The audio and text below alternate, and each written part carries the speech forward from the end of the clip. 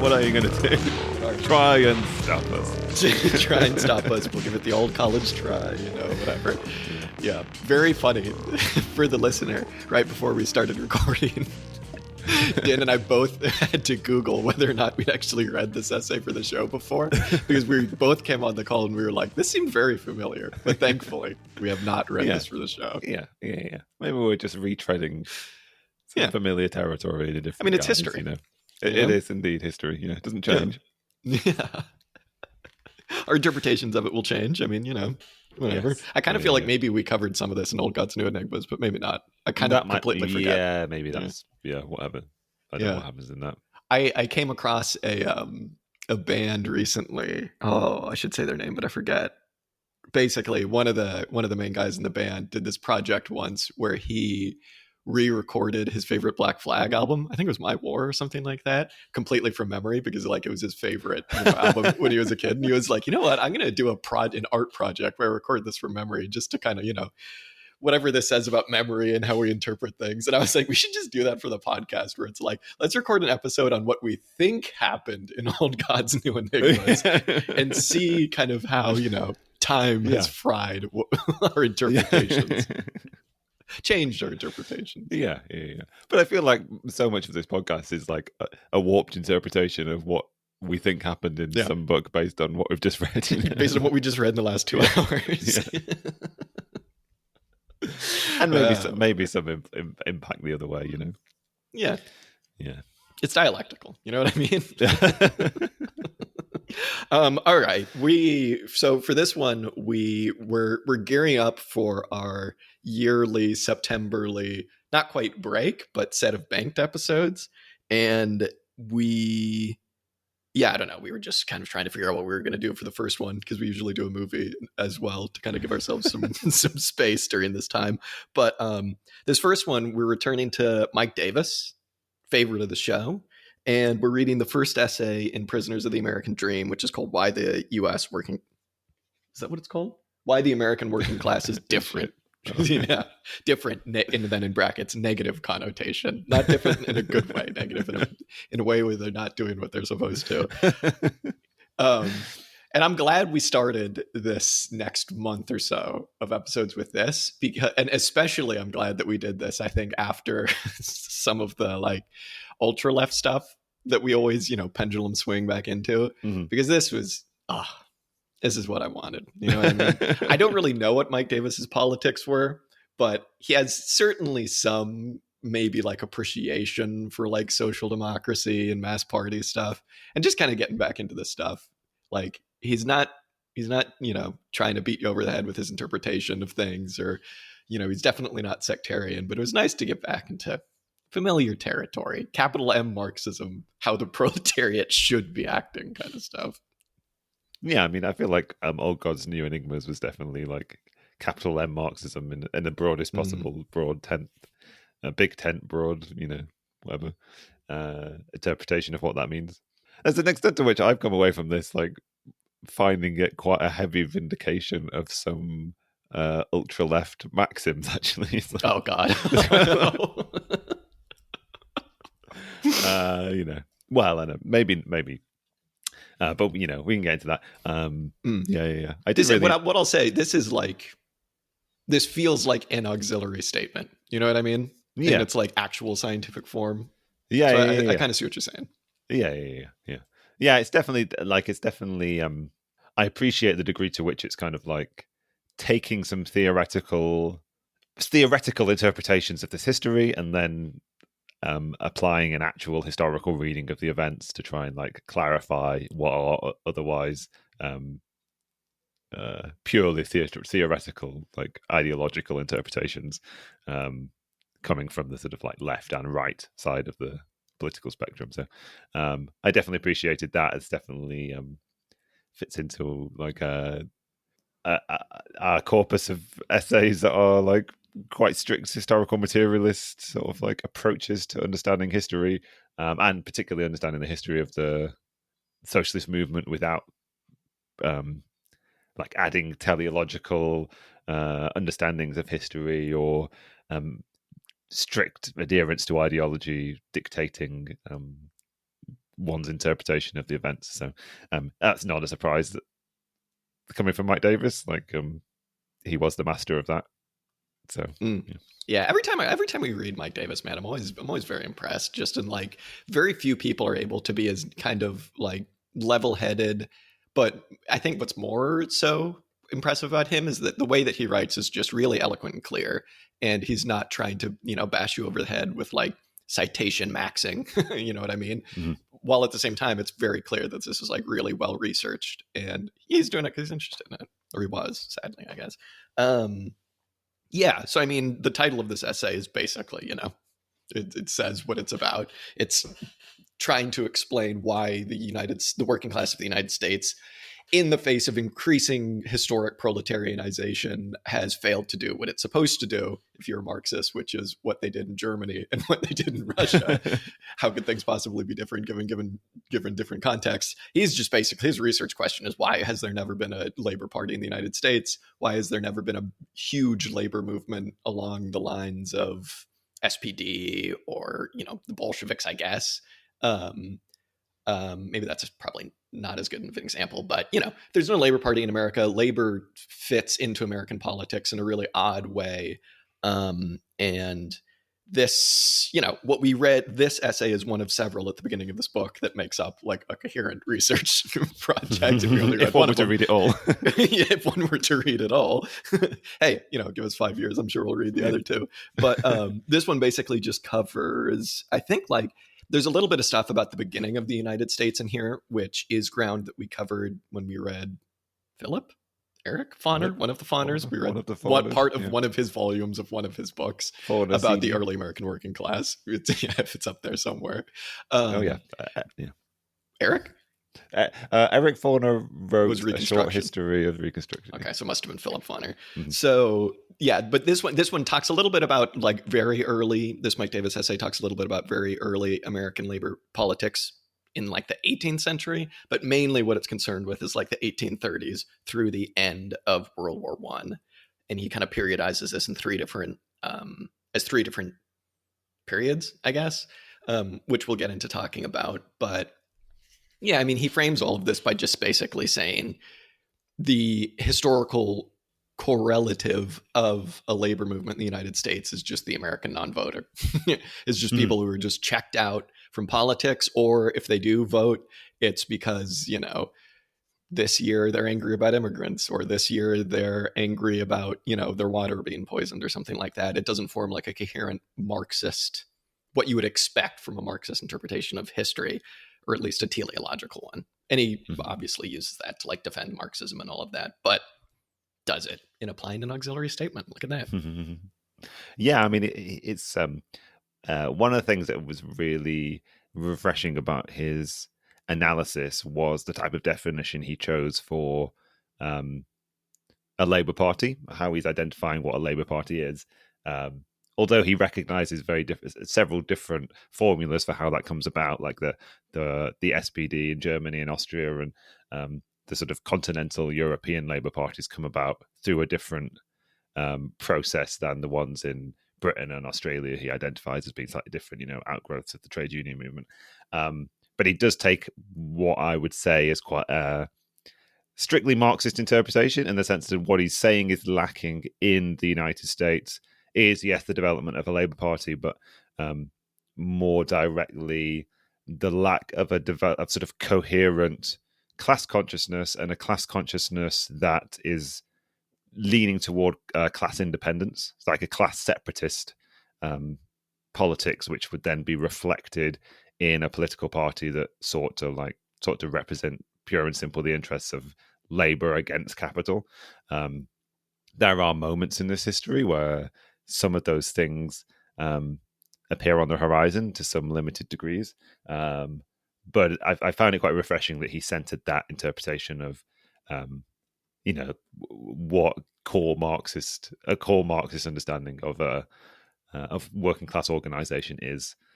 This is not just why doesn't the United States have the British Labour Party. It's why didn't it have all of those secondary working class organizations that are represented in the SPD at its height.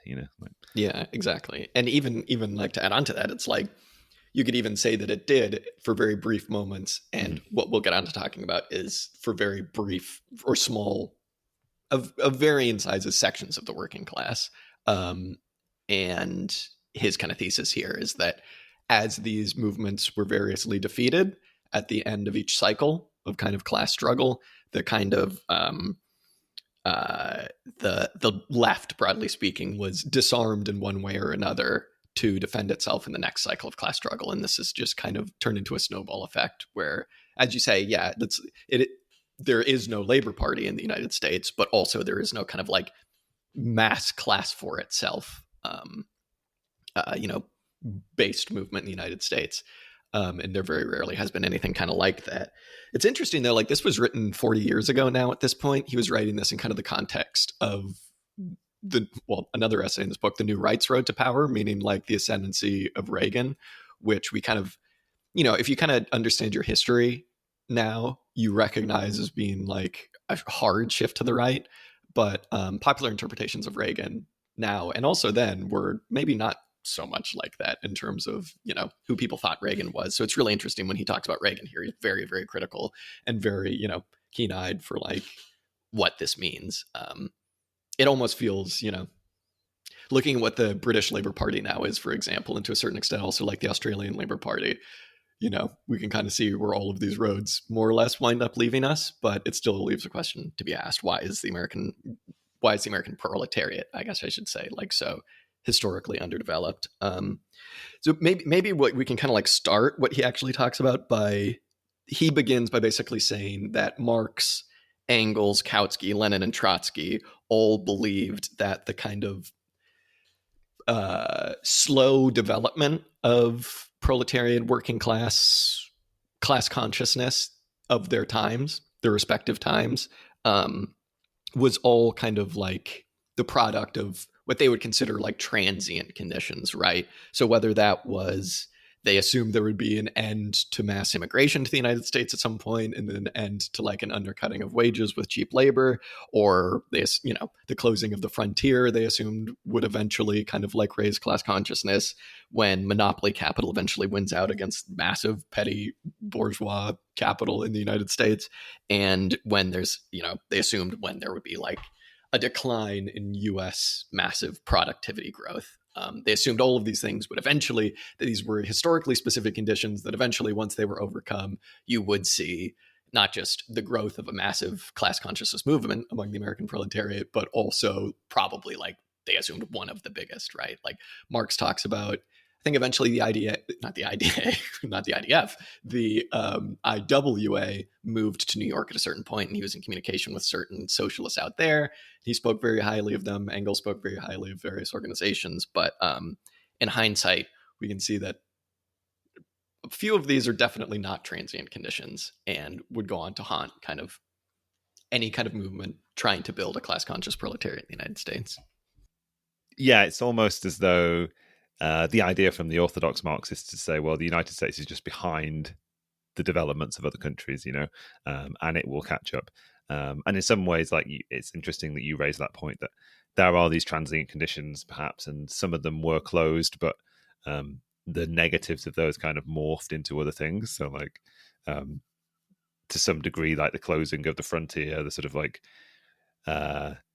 transfer of the predominance, what the movement toward the growth of industrialization, shall we say, and the movement of people from like agricultural work into industrial work into factories, there wasn't enough to overcome the kind of like American exceptionalist attitude that a lot of proletarians had. What I will say, I suppose, is what he counterposes that Marxist understanding to is what he broadly describes as like a Tocquevillian interpretation, which is sort of what I was just alluding to there, is that like the sort of like right or liberal understanding, the idea that to a certain degree the conditions in America, and particularly the ideological understanding and inheritance of the working class, the proletariat, the population writ large of the United States is in some ways like more advanced potentially, if you have a particular understanding of like a different, if you have a different teleology, if you don't have a Marxist teleology, if you have a sort of liberal teleology of what is being advanced towards the ideological proclivities of the sort of like US citizenry is considered to be sort of antithetical to the development of working class politics, because there is this sort of like strong connection to individualism, sort of like entrepreneurialism, I suppose, which is a legacy of this sort of open frontiers that America had in its heyday, and the sort of like ideological drives that led people to move there, but also the ideology of its founders was to some degree the a sort of like a condensed apotheosis of the broader intellectual milieu in Europe, right? So they brought the most advanced, shall we say, like liberal understandings of what society ought to be like, what the organization of capital ought to be like, what appropriate modern social relations are. And what's really interesting is in this argument, and to a certain extent, it's true, is that like what the United States didn't have to overcome were the fetters of feudalism. It didn't have to shake off old social relations. It didn't have to remove from the peasantry sort of like fidelities to community, to the idea of the commons, to I don't know, just communal living that were sort of antithetical to what was necessary to have a modern capitalist society, I suppose. I found that last bit, kind of what you're saying, really, really eye opening and really fascinating. This idea that like a proletarian class consciousness was kind of forced because it was in Europe, because it was necessary to have a kind of political independence that was not necessary, quote unquote, was not necessary in the United States, right? Because whether you're talking about like the Whigs in England, or you're talking about, various movements of like the liberal bourgeoisie in France, Germany, Austria, all these different places against the ancien regimes, against aristocracy, like they kind of required help from the lower classes, right? Like whether that was the peasantry or this new burgeoning like industrial working class.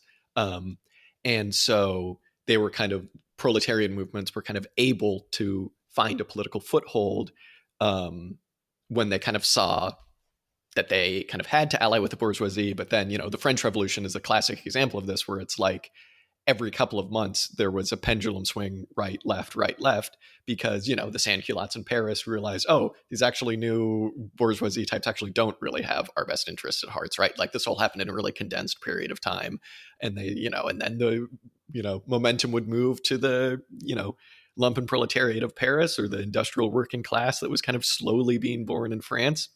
And then the bourgeoisie would fight back against them, and one would be on the back foot or whatever. This just didn't happen in the United States because there wasn't really an aristocracy as such, an ancien regime to push back against. And because of that, like ideology really plays a key theme throughout the entire development. Well, obviously the entire development of like every society, but it's really, really clear the extent to which ideology has kind of affected the development of a United States class conscious like proletariat, just because, at the outset, for all these different material reasons, but at the outset of the formation of the United States, it was like, exactly as you say, like this individualist petty bourgeois attitude, whether it was because of, kind of like skilled artisans who were kind of treading the line between working class and, kind of like petty bourgeois people who were, pick yourselves up by your bootstraps. We don't really want to organize ourselves as workers. We want to be like capitalists.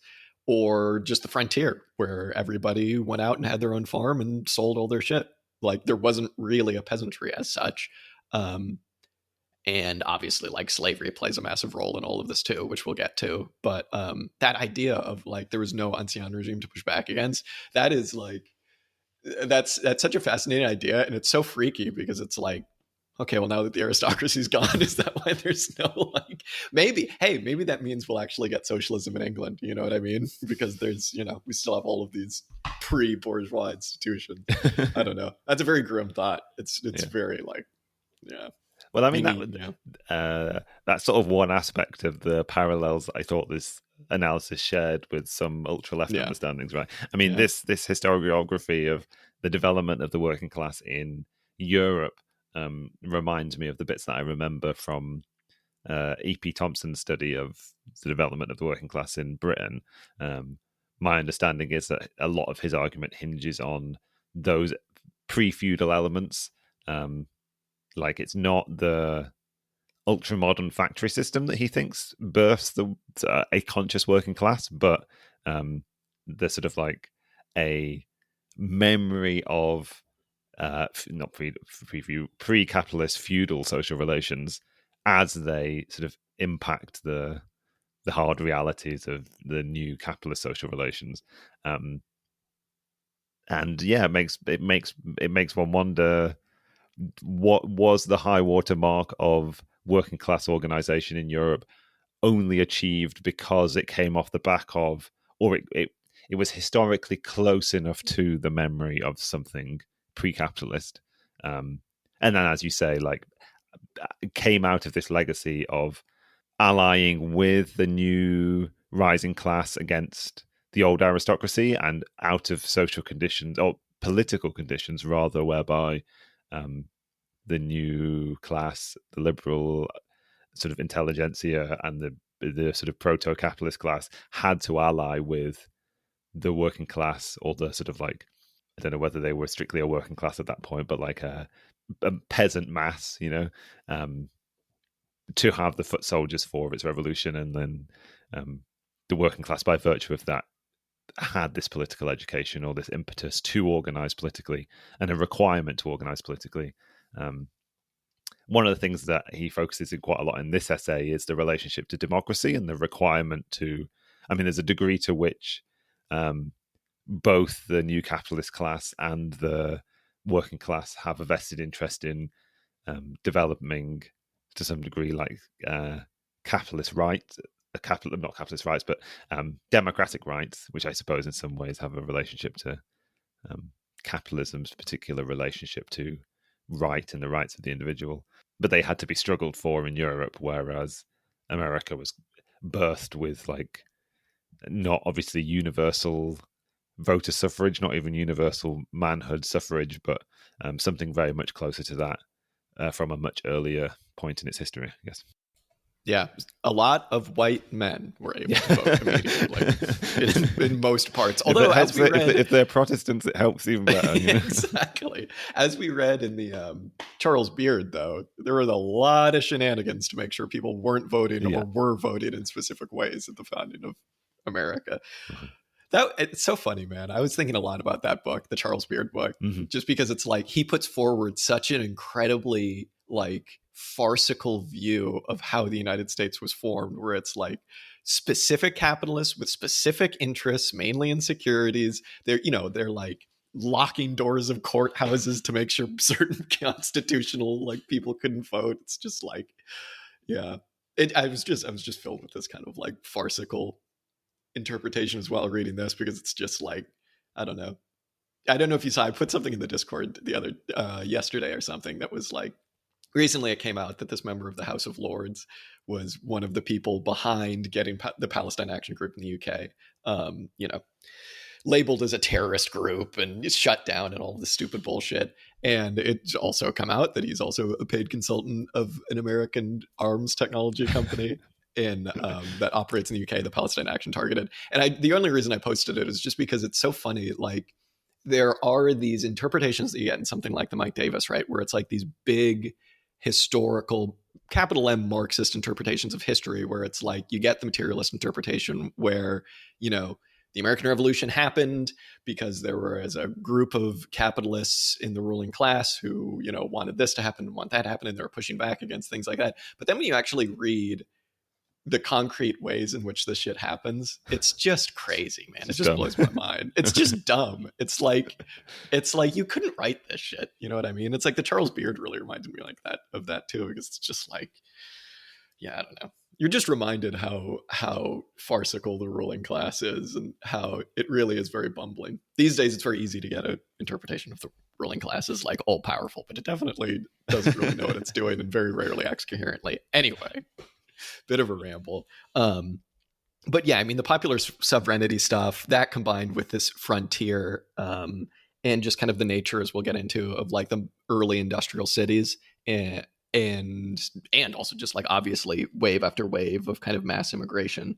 All of that combined with, no ancien regime really just created entirely different material circumstances for the United States early in its history, where, when you look at it like this, it's like, why would you expect a development, an political economic development similar to Europe? You know what I mean?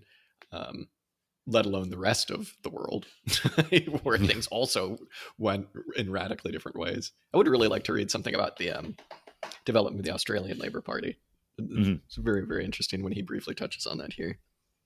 I suppose then what he's advocating for is like between these two sort of polar opposite interpretations of the Marxist one, where the United States is just behind the rest of the world and will advance to be the leader in proletarian consciousness, versus the sort of like liberal right-wing interpretation of the United States being the more advanced country in some respects.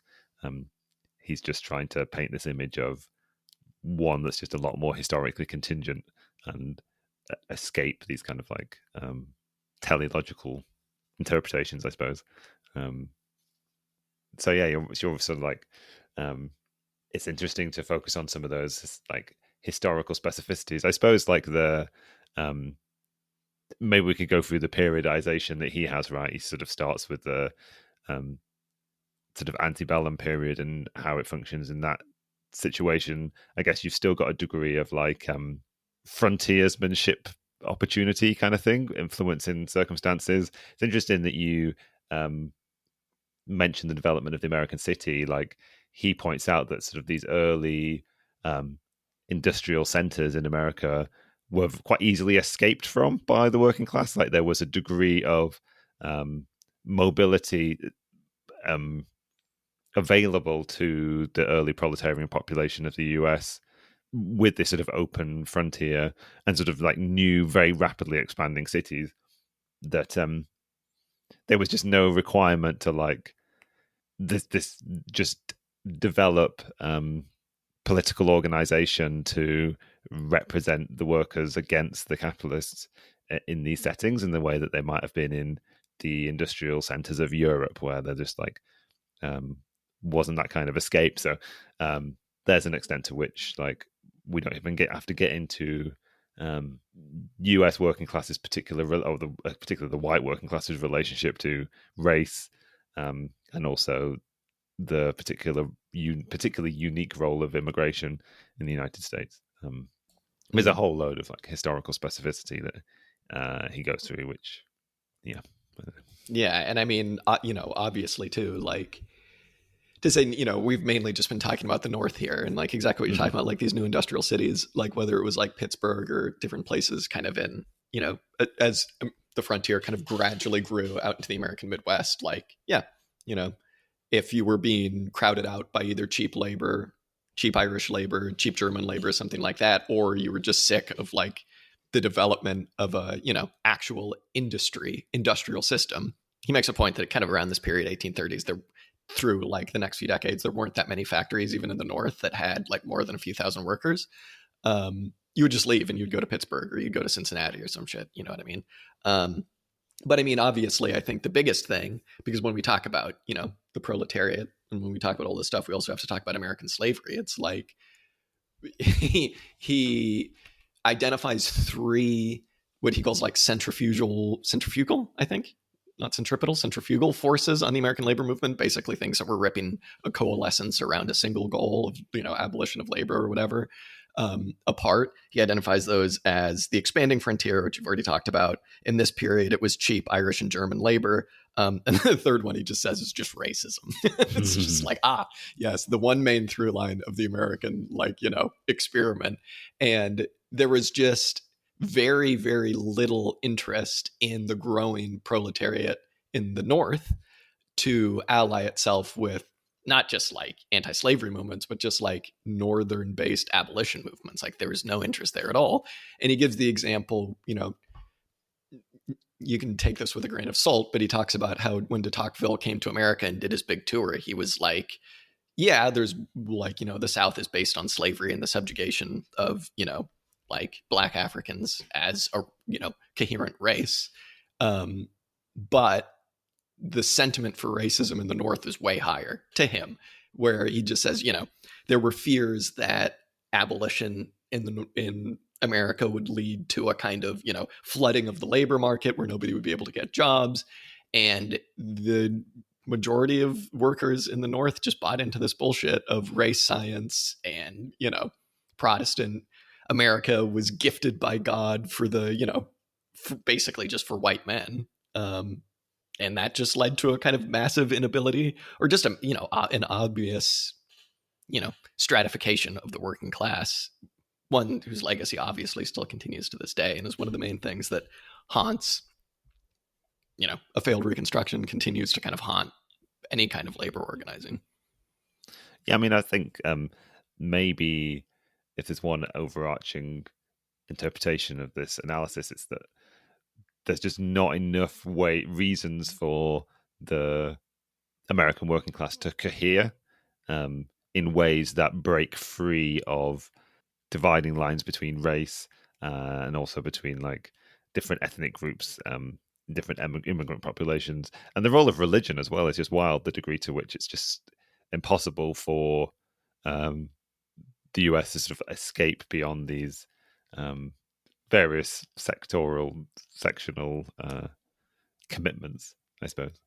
Yeah, and that's the kind of stuff too that it's like whenever people try to talk about how kind of like conspiratorial thinking is a new thing in our age, it's like it just goes back literally to the establishment of the United States. He talks about the Know Nothing Party, like when I remember reading a long time ago that when Zachary Taylor died in office from just living in a place with open sewers and getting really sick, most of America was like, Catholics poisoned our president. You know what I mean? They blamed like Jesuit priests and all these different things. It's just like this kind of, I don't know, this kind of like stratification of the working class along these racist and, religion-based lines, ideological lines is so odd and it's so different. It's like it's really hard to kind of come to terms with because it's so rabid and it's so like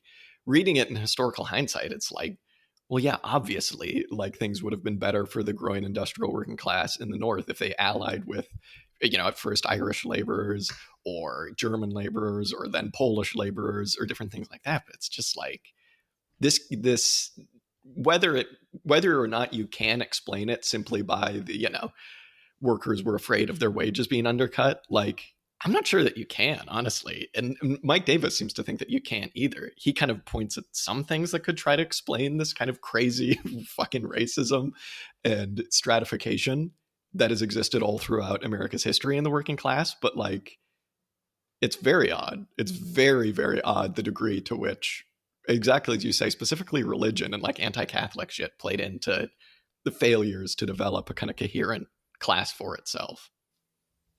I mean, it does.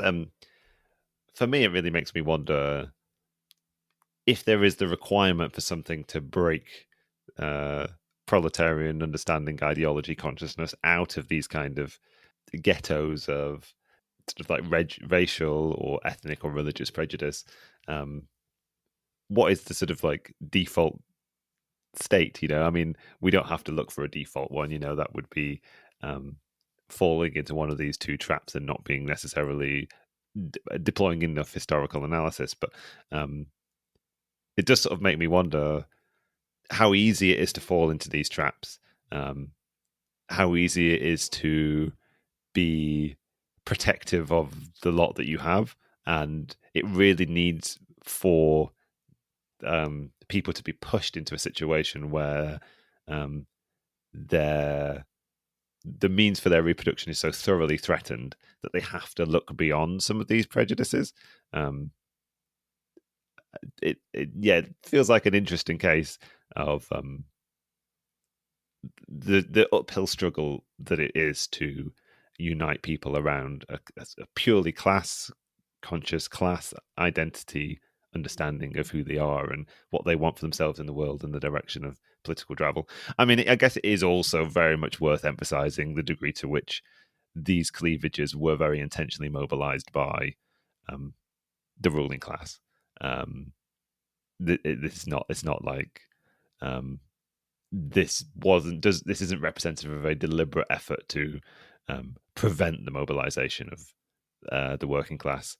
And it also is also very much worth saying that there were a great many efforts to pursue this kind of politics. There were circumstances whereby there were big sort of growth waves in workers and organizations, big strike waves, Um, but yeah, it was a bit difficult for me. Like it seems like Mike Davis. I mean, clearly it all failed, right? Um, and I feel like Mike Davis always almost has this sort of like fatalistic understanding of the possibilities and the potentials. Um, I don't know whether that's what you came away with, a sense that there could have been some sort of alternate history to this. Yeah, I don't know. I kind of feel like you have to, because it's like, I don't know. To one extent, there's what I feel like for the most part that he's doing, which is just describing history as it happened. Mm-hmm. Mm-hmm. But then it is another thing to be like, well, how could these things have been overcome? Because he presents you with so much evidence of like not just ideological bullshit about, oh, the Irish, they're a feeble people and they're Catholic too. You don't want anything to do with them. Keep them out of your neighborhoods. But there's also just like a physical, spatial, complete relocating of these various waves of immigrants, and obviously slaves too, and obviously Native Americans, where it really geographically in cities creates slums whereby, and slightly better slums and suburbs and slightly better suburbs, which are predominantly racialized and held together, especially in this period, by kinship bonds and language as well, right? That it's much more than just an ideology of racism. It's just, here are people coming to America expecting something better than Europe and just being thrown into fucking hell, where they just have to rely on whatever they can in a country that's really alien to them to, exactly as you're saying, protect their lot. And yeah, I don't want to be a fatalist, but it certainly would have taken a lot to overcome that in every city all at once. You know what I mean? Yeah.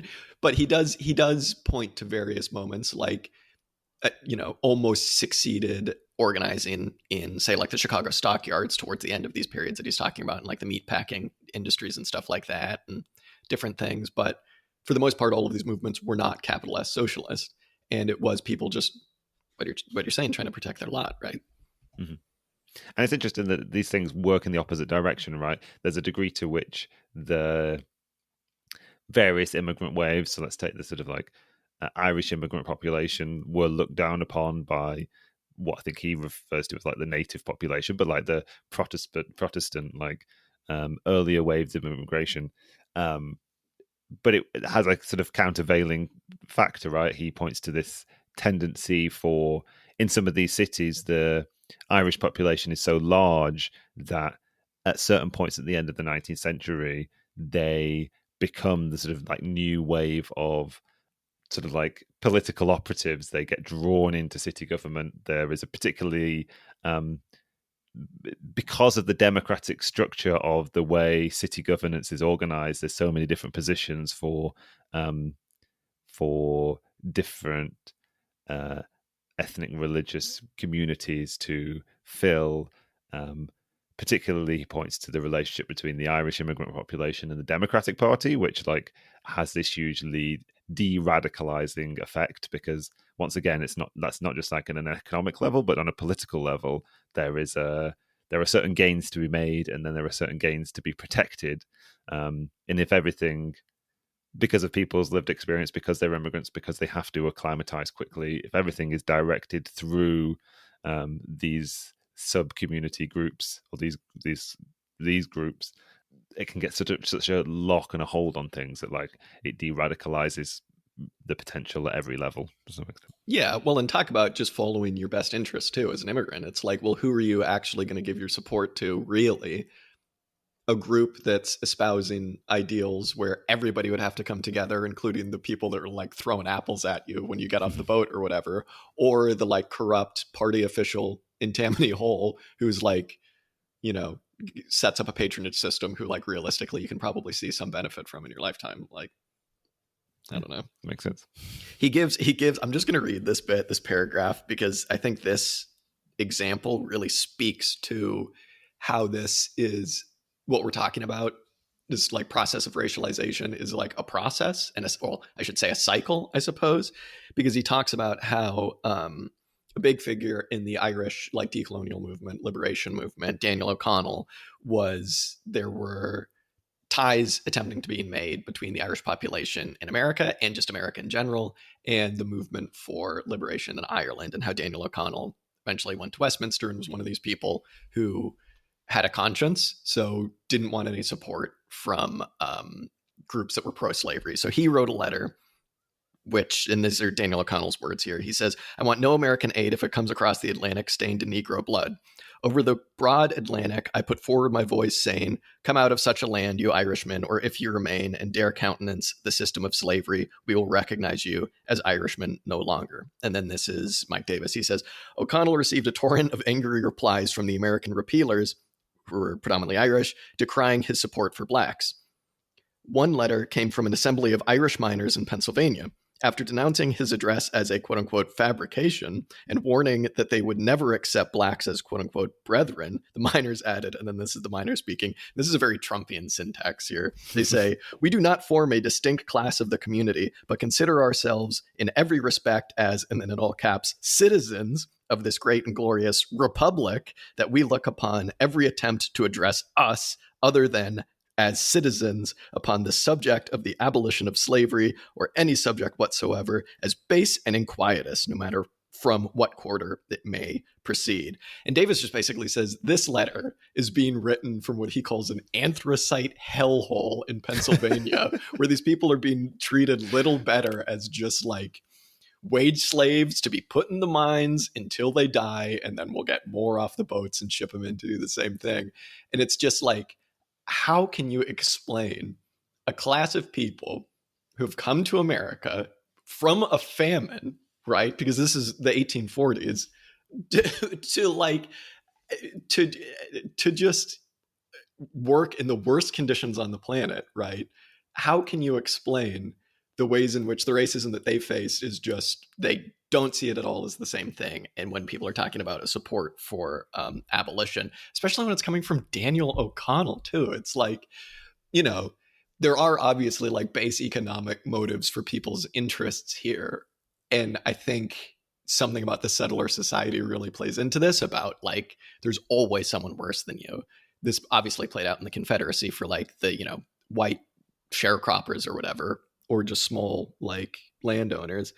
But there's always been someone worse than you, whether it's Native Americans, black slaves, Irish people, Polish people, whatever.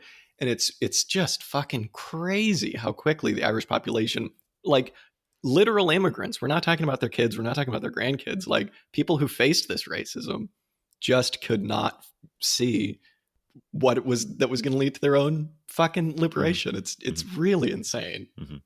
What was really fascinating about that quote is the degree of fidelity that these workers have to the state as well.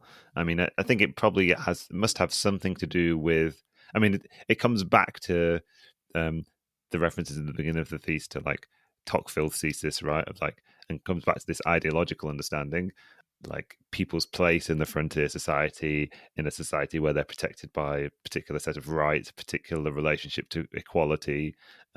People can really buy into this American constitutional mythology of like equal rights in this new world where there aren't these like pre-capitalist class relationships.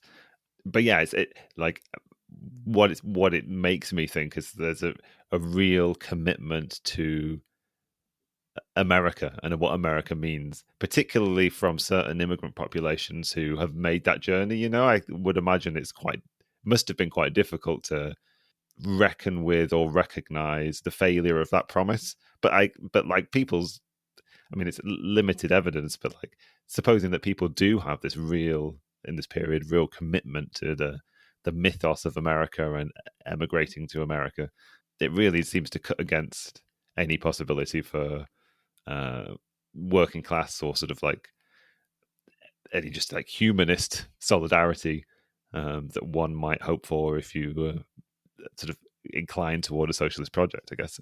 Yeah, speaks to a sort of even more fatalist understanding of the history, I guess. Yeah, it's just wild. It's just like, yeah, and obviously you can point to elements of this still at play today, elements of this, like huge parts of this still at play today. And it also speaks to like the response that the United States government has had whenever there have been movements that like question this, right?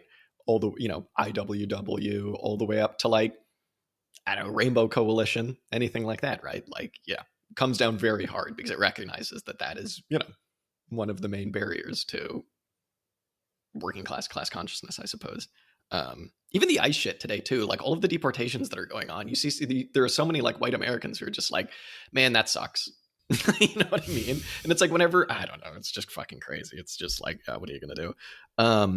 All right, maybe we can move on a little bit history wise, because in the North, they're one of another barrier to kind of like cross class or cross industry organizing, I suppose I should say, was just something that we touched on a little bit at the beginning, which is such a big artisan class. Artisan class, specifically like in places like Boston, played a huge role in the American Revolution. But eventually, as kind of the means of production get developed in an American context, it becomes harder and harder for artisans to kind of organize themselves in the ways that they had been organizing themselves. And, artisans, like I said, they kind of, in America at this time, were kind of treading a boundary, a very fine line between being working class, but also kind of being petty members of the petty bourgeoisie. They would organize themselves, but they would generally organize themselves into like, craft unions or just guilds kind of things, right? But eventually, with the onset of Taylorism and eventually Fordism, things like that, the development of kind of rapid production, that just led to artisan craft unions and guilds being completely, meaningless because artisans were just going the way of the dinosaur, I suppose.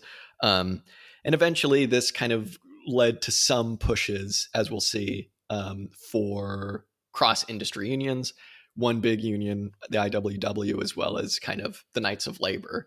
But there will always be this kind of tension where, I guess maybe we can talk about the IWW and the AFL in a bit, but like there will always be a tension between elements of the proletariat who are interested in cross-industry organizing, one big union type of stuff, whereas there have always been elements who, I suppose just because they want to defend the cost of their labor power, the kind of maybe a rent that they sit on through qualifications or something like that, or just specialties, we're always against that. And this kind of led to the development of the AFL in this period where, there would be, I suppose, for example, large railway strikes.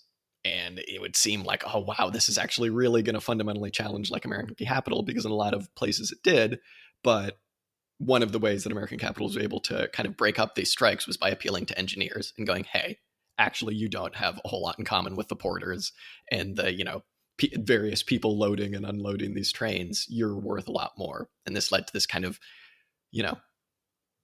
you can't really call them like classes, but maybe like subclasses of people who were just much more interested in, again, protecting what they had at the expense of broader class consciousness. Mm-hmm.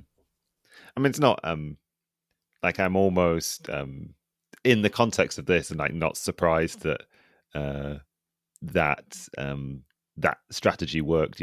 What was so interesting about this history is that it seemed to be so self-sabotaging at so many different levels. There would always be this tendency toward fragmentation far more than unity. Yeah, I don't know. What just coming back to that process of like what happened to the artisan class in the process of industrialization. One of the things that I thought was really interesting in this was like it seemed like just a historical fluke that the sort of like low watermark of working class organizing in the United States seemed to coincide with a really heavy industrialization push. Like the American working, this is coming right to the end of the essay now, so I've skipped quite a lot, but like the American working class really suffered from Taylorism and Fordism, particularly sort of like the automation of the factory, the de-skilling of the workforce. A lot of that the idea of the working class constantly being refreshed with migrant populations allowed for the most thorough process of industrialization, but also process of the mechanization of labor, such that in that sort of early Fordist, I guess what I'm saying is it's possible, I suppose, and the argument that's being made here is that like this particular relationship that the United States has to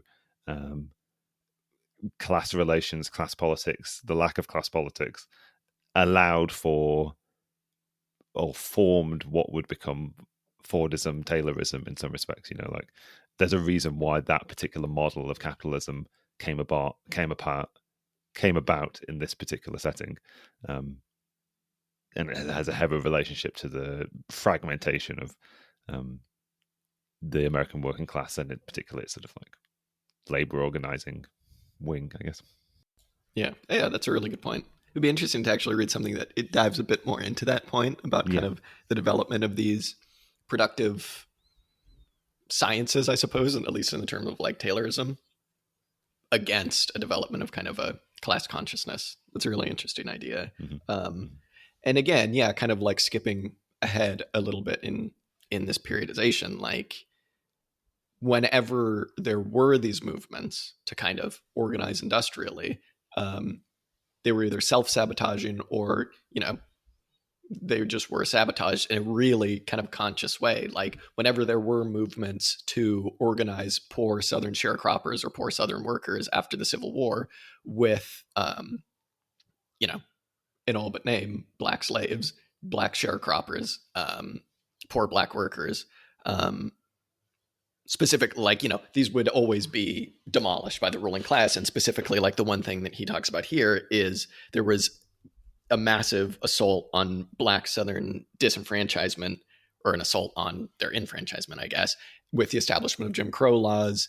And it's really interesting. Like when we read the stuff about Reconstruction, the author really made the point that it's like before the Civil War and after the Civil War, yeah, obviously slavery wasn't legal anymore, but it was pretty similar. You know what I mean? Like in terms of what people were actually doing, there were these various kind of radical models that different Union generals put into play, whether it was like Sherman or Fremont, about just giving the land of these fucking like borderline aristocratic plantation owners just to the black slaves that worked them.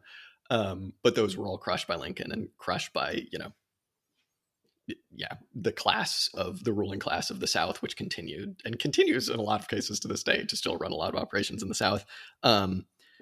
But Mike Davis is kind of saying that the Jim Crow laws were like a very conscious act on behalf of the ruling class to kind of split up this cross-race organizing, industrial organizing in a way that, again, profound consequences, completely succeeded. And it's so interesting too, because like it succeeded in a really odd way where it kind of was able to keep this cotton is king environment and economy going to a certain extent, much longer than Mike Davis is saying it should have in terms of the like teleological development of capitalism.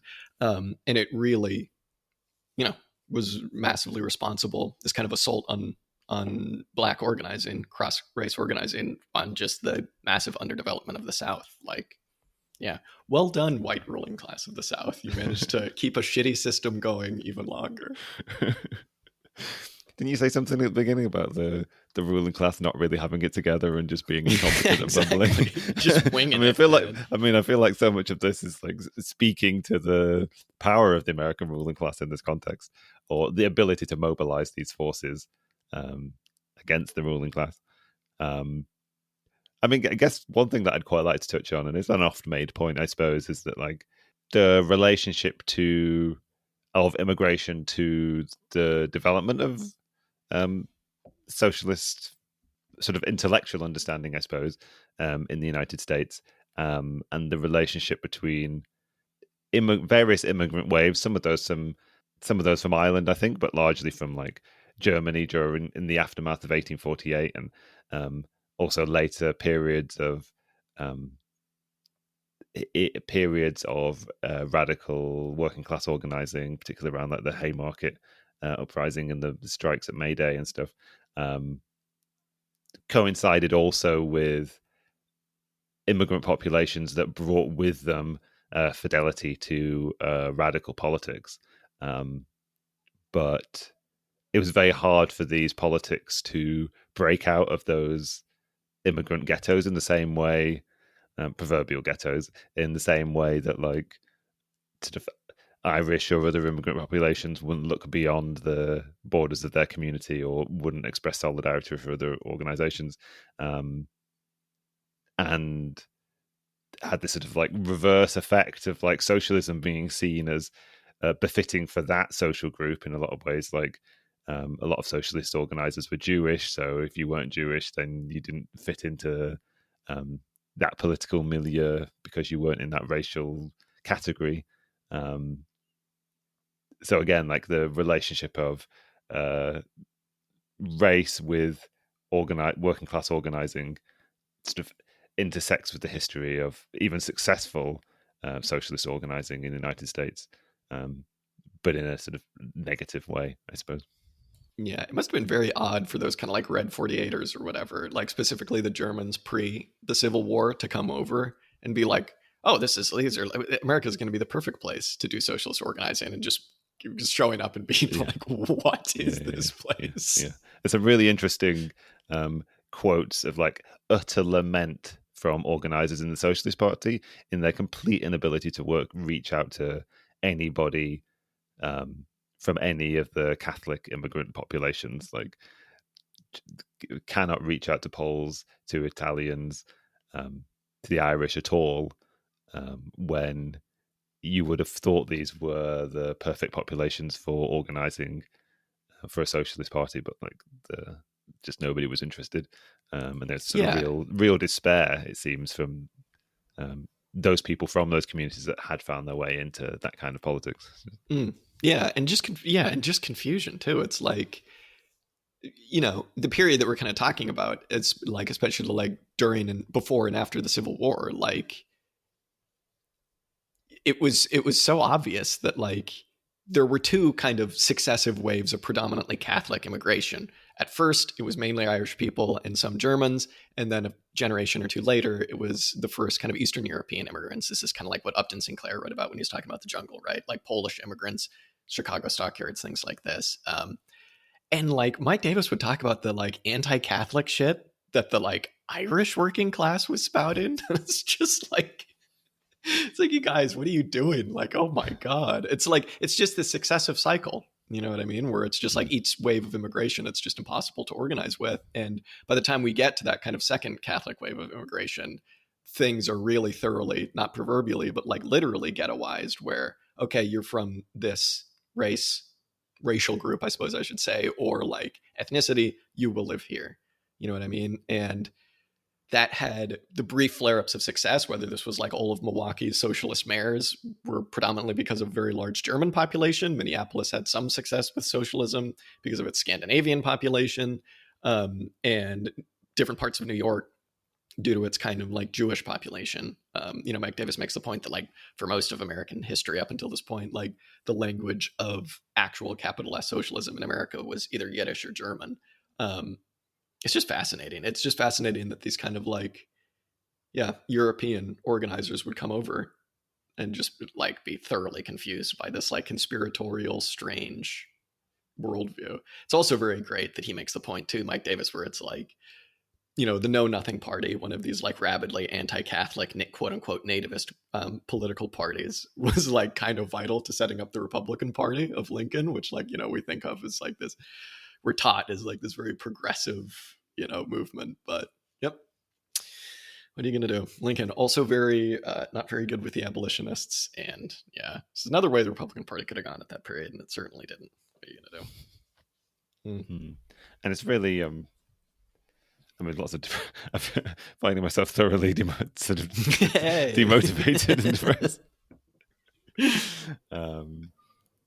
But it is intriguing how, like, it's almost like this negative feedback cycle in America where, like, you have a wave of success and then the reaction is worse than what preceded it almost. Let's find a way to be more racist and more xenophobic. Let's find a way to give more power to the bourgeois class or to the state. Or yeah. Anyway, I am coming away from this with a fatalist. Hey, we didn't read the other two essays. Maybe it all gets figured out. Maybe it all gets better. What's the next one about? The Democratic Party? I'm sure that'll work out.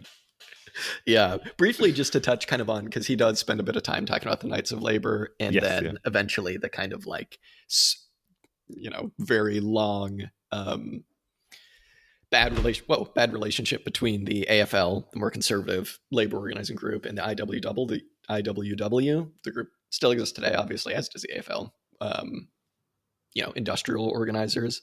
And he critiques both of them, not just the AFL, in a really interesting way, where he talks about how there was no plan on either side to kind of organize or create a solution to the kind of slum conditions that these successive waves of immigrants faced, or just the urban crisis that, like, eventually every major American industrial city was facing.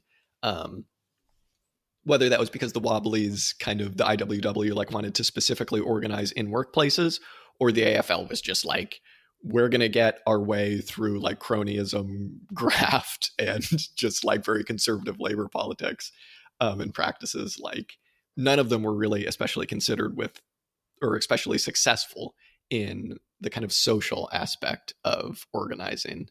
An interesting way, you know, he talks about how some groups earlier on in American history were able to kind of, especially like the Knights of Labor, I suppose, were able to kind of cross that barrier between workplace and literally everything else. And maybe this is another way in which this kind of ties in with the ultra left that didn't really realize, where Mike Davis is really making a point where it's like the organizing needed to not just happen on the shop floor. It needed to happen kind of everywhere. It needed to happen because, you know, if you were to go and talk to, say, like a Polish immigrant in Chicago, they would be concerned with, their fingers getting, you know, chopped off on the abattoir machinery and getting put into hot dogs, but they'd also be concerned with like the shitty slum conditions that they're forced into. So, and just the kind of inability of both the IWW and obviously the AFL to kind of find a solution to the urban crises that were playing out across this period were really one of the main things that led to, well, the IWW's downfall, at least. Mm-hmm.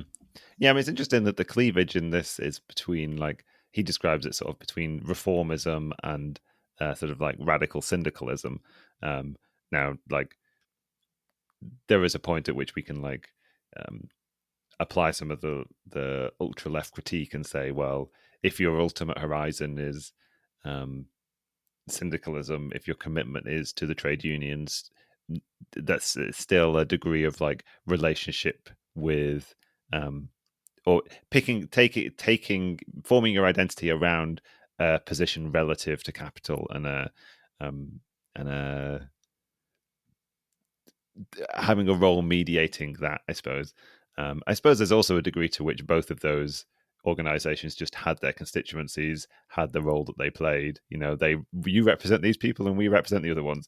And to the extent to which our responsibilities do overlap, well, at that point we'll just completely implode in our ability to organize or cooperate in any way, I suppose. Yeah, although it does seem like the AFL had a very it's a word I keep thinking of. I'm trying to think of a specific word. Like, they were very antagonistic towards, you know, more syndicalist organizing, to the point of, you know, frequently sabotaging organizing events. I didn't realize that Samuel Gompers was the head of the AFL for so long. It's like he kept being bought up in these different periodizations. So I was like, how long did this guy live for?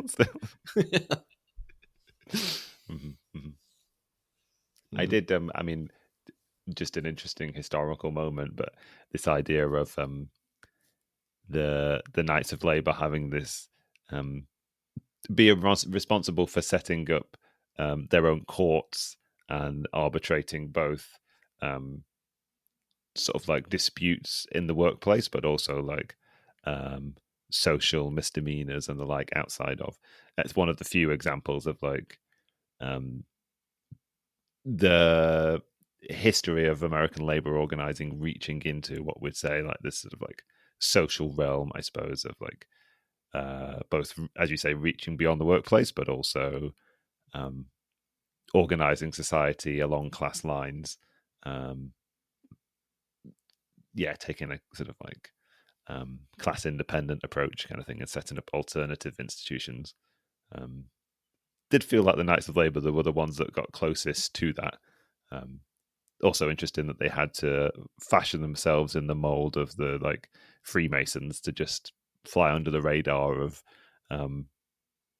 sort of rabid anti-trade union American society, I guess. Yeah, don't worry, we're Freemasons. It's cool. It's fine. Watch us do a funny handshake. You know? Yeah, exactly. Yeah, the stonecutters handshake. It's so stupid though too, because it's like, yeah, the Knights of Labor seem like they got close to this kind of like broader attempting to replace various structures of capitalist society, but then it's also like, weren't the Knights of Labor behind just like the mass pogrom of Chinese workers in Wyoming? It's like, yes, we are still talking in American context. You know what I mean? Like, Rock Springs, that's a fucked up place. Some things are just true, and you can't say. Yeah, exactly. Well, I hope this story has a happy ending eventually. Hopefully these dynamics aren't still at play. Yes, yeah. This Reagan guy, you know. This Reagan guy, yeah, he's going to sort it out. He was a great governor, you know. What are you going to do? One last thing I kind of want to touch on, just because I really love alternative like frameworks for different periods of history that he touches on here, where he talks about how the Civil War and the relationship that the Civil War has to the Revolution, the American Revolution, and about how you could view both of these as like maybe the only struggle against a kind of like ancien regime that America had to deal with, where, you know, you could view obviously the American Revolution, fight against being, you know, colonies of the British Crown, but then also the Civil War. I'll just read what he says here. He says, it's possible to see the Revolution of 1776, for instance, as very much a civil war against loyalist comprador strata, and the Civil War as a continuing revolution against an informal British imperialism that had incorporated the cotton export economy of the South in an alliance of neocolonial dependency. In the first phase, a merchant planter coalition overthrew the obstacles to internal expansion, and in the second, an alliance of the fledgling industrial capital and Western farmers created the preconditions for national economic integration. Really interesting. Although, again, like when we talk about the Jim Crow era and Black disenfranchisement, it's like that kind of national economic integration. You know, they weren't gonna do that at the expense of not that far. Yeah, not that far. They weren't actually gonna have a free laboring class. You still need to like artificially depress wages, right? Like, what are you gonna do? Well, you've still got to discipline the working class, right? And that's the even if it means thing. having a like borderline aristocratic cotton economy for like decades after the Civil War. What are you gonna do? Very, very grim. But it's our borderline cotton economy. Exactly. It's not English. What are you gonna do? Yeah. Ah, dear. Well, all right. Why is the American working class so fucked up? It's racist. That's why.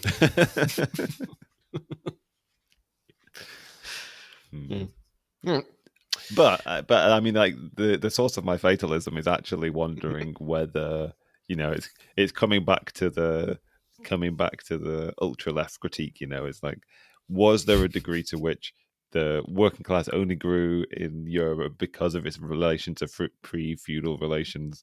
And now that we're thoroughly in the historical era of the real subsumption of workers to capital, maybe the American working class was just always really subsumed to capital, and never had any like formal relationship to it. Sure.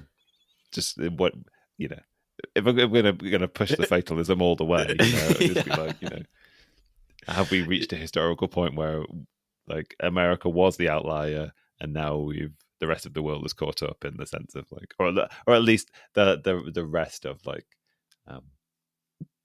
what is now the sort of like decaying empire of modern Western capitalism, I suppose. But has caught up with I mean, I don't know. The most advanced capitalist country, which was the United States. Yeah, the most advanced capitalist country, which life expectancy is now going down, which is not happened in the history of capitalism.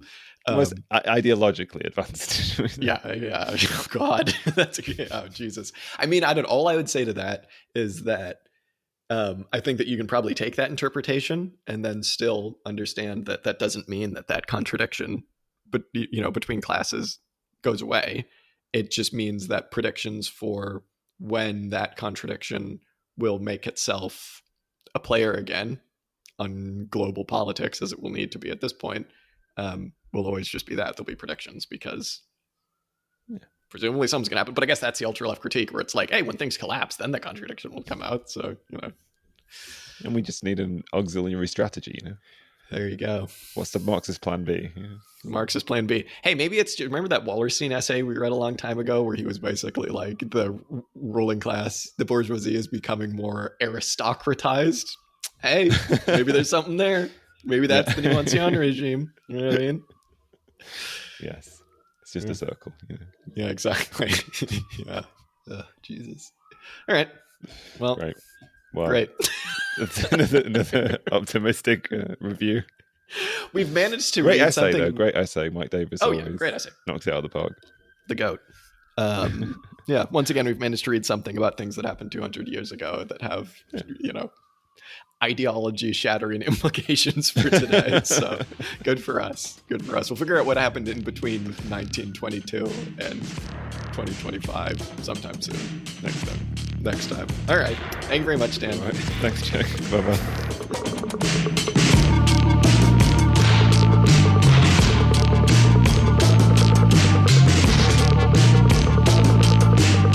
Hey everybody, Jack here. Thank you so much for listening to this week's episode. The song that you heard on this episode is Music to Kill Bad People To by King Gizzard and the Lizard Wizard. You can go ahead and check this song out much more on their Bandcamp at kinggizzard.bandcamp.com. If you want to go ahead and get in touch with us, chat shit, tell us that we're wrong, whatever you want to do, you can go ahead and do that at auxiliarystatements@gmail.com. You can just send us a message there, or you can get in touch with us on Twitter, on Discord, on Instagram. You're a smart person. You can find these places. We got a YouTube. We post stuff there as well. Sometimes we stream. Thank you so much for listening. Till next time.